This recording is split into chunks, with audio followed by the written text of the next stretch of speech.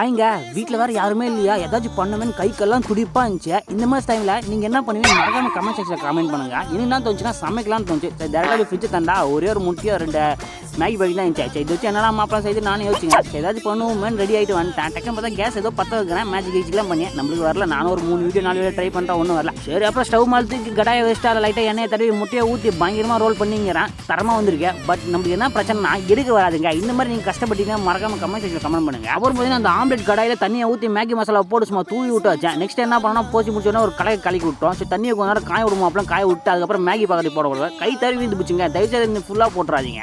சரி அடுத்ததாச்சும் அழகாக போனோம். அப்புறம் அழகாக புட்டு இந்த மாதிரி போட்டேன். அதனால பக்கவாக பத்துருச்சு. நெக்ஸ்ட் பார்த்தீங்கன்னா அந்த தூள் இருப்பச்சு அதை வேஸ்ட் பண்ணாமல் அழகாக கொட்டிடுவேன். அப்புறம் பார்த்தீங்கன்னா ஒரு 2 மினிட்ஸ் 3 மினிட்ஸில் பார்த்தீங்கன்னா பக்கம் வந்துச்சு. எனக்கு வந்து சூப் மாதிரி வச்சா ரொம்ப பிடிக்கும். சரி அந்த நூடுல்ஸை ஒரு பிளேட்டில் மாட்டி விட்டு அது மேலே ஆம்லெட் வச்சு சும்மா டேஸ்ட் பண்ணலாம். அப்புறம் புட்டு வாயில் வச்சா சும்மா அந்த மாதிரி இருக்கு. ஓகே கைஸ், மறக்காம ஒரு லைக் மட்டும் கொடுத்துட்டு போயிடுங்க. பாய்.